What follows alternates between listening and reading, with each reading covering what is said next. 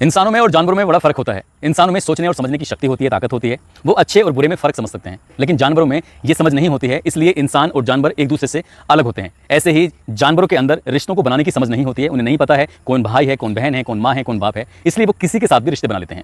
लेकिन इंसानों के अंदर रिश्ते बनाने की ताकत होती है, क्षमता होती है, उन्हें पता होता है कि ये रिश्ता सही है या रिश्ता गलत है। आज की जो सच्ची घटना मैं आपको सुनाने जा रहा हूँ, इस सच्ची घटना में कुछ ऐसा ही होता है। एक लड़के ने और एक लड़की ने एक ऐसे रिश्ते को जन्म दिया जिस रिश्ते को ना समाज, ना परिवार, ना कानून कोई भी इजाजत नहीं देता है। और जब इस रिश्ते के बारे में समाज को पता चलता है, लोगों को पता चलता है, तो लोग बहुत ज़्यादा परेशान हो जाते हैं। उन्हें पुलिस की खुलासे पर यकीन ही नहीं होता। उन्हें लगता है कि जो पुलिस ने खुलासा किया है वो झूठा है, मगर जो पुलिस ने खुलासा किया था वही सच था। आदाब, नमस्कार, सत श्री अकाल। मैं उस्मान सैफी। आज की जो सच्ची घटना मैं आपको सुनाने जा रहा हूं, ये सच्ची घटना है उत्तर प्रदेश का एक जिला है बिजनौर। दरअसल इसी बिजनौर जिले का एक रेहड़ एक इलाका है, एक गांव है।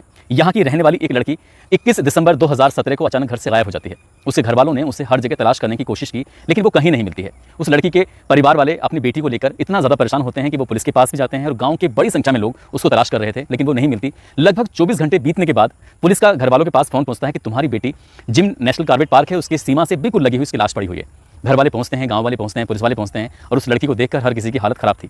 दरअसल उस लड़की को पुलिस ने कब्जे में लिया और कब्जे में लेने के बाद पोस्टमार्टम कराया। जब पुलिस ने उसका पोस्टमार्टम कराया तो पोस्टमार्टम से पता चलता है कि उसने कुछ जहरीला पदार्थ खाया था, साथ ही किसी ने उसका गला घोंटकर उसकी हत्या कर दी है।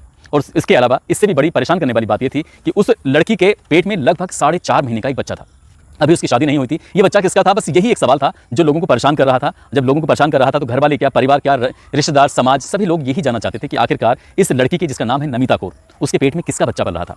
घर वाले परेशान थे। पुलिस वाले इस मामले की जांच पड़ताल में जुट जाते हैं और लगभग पुलिस ने 20 से ज़्यादा लोगों को हिरासत में लिया। उनसे पूछताछ की। सभी लोगों से जब पूछताछ कर रहे हैं तो कोई ऐसा सबूत नहीं मिलता है जिसके आधार पर ये कह सकें कि इन्होंने इसको जहर दिया है और जहर देने के बाद इसका गला घोंटकर इसकी हत्या कर दी है।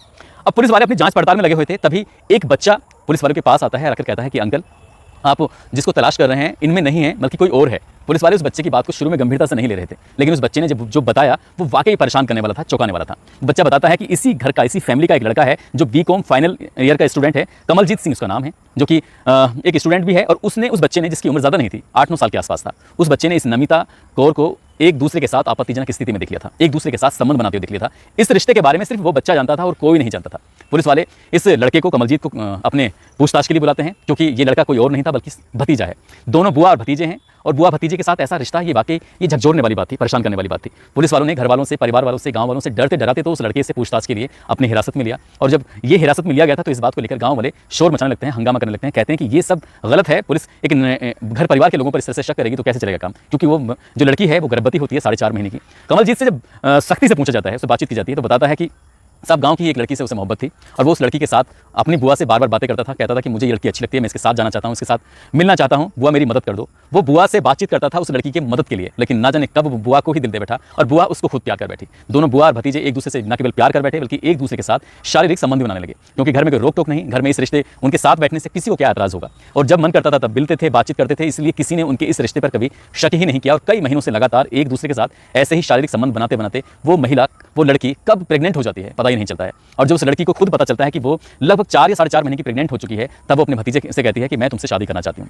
तब वो लड़का कहता है कि हम लोग शादी करेंगे तो समाज इस बात की इजाजत नहीं देगा, परिवार इस बात की परमिशन नहीं देगा, ये सब गलत है, इसलिए इस बच्चे को गिरा देते हैं। लेकिन वो कहती है कि मैं इस बच्चे को बिल्कुल नहीं गिराऊंगी और मैं तुमसे सचमुच प्यार करती हूँ, इसलिए मैं शादी करना चाहती हूँ। जब ये लड़का इस बात को तैयार नहीं होता है शादी के लिए, तब उसने एक फैसला लिया। उसने कहा कि क्यों ना हम एक नया फैसला लेते हैं, समाज परिवार जब ये लोग इजाजत नहीं देंगे, कानून भी हमें इस बात की परमिशन नहीं देगा, तो हम इस दुनिया में जी के क्या करेंगे, चलो चलते हैं। फिर वो लड़का उस लड़की को बहला फुसलाकर अपनी बुआ को लेकर जाता है जंगल की तरफ और वहाँ ले जाने के बाद उससे कहता है कि हम दोनों अपनी ज़िंदगी हमेशा हमेशा के लिए खत्म कर लेंगे, इसलिए मैं तुम्हारे लिए कुछ जहरीला पदार्थ लाया हूँ, पहले मैं खाऊंगा बाद में तुम खाना। तो लड़की कहती है नहीं, पहले मैं खाऊंगी बाद में तुम खाना। काफ़ी देर इन दोनों में बहस भी होती है। बहस होते होते लड़की जीत जाती है, टॉस करते हैं और टॉस करने पर बुआ का नंबर आता है। हालांकि लड़का यही चाहता था कि बुआ ही खाए, क्योंकि उसने प्लानिंग के साथ ये सब काम किया था।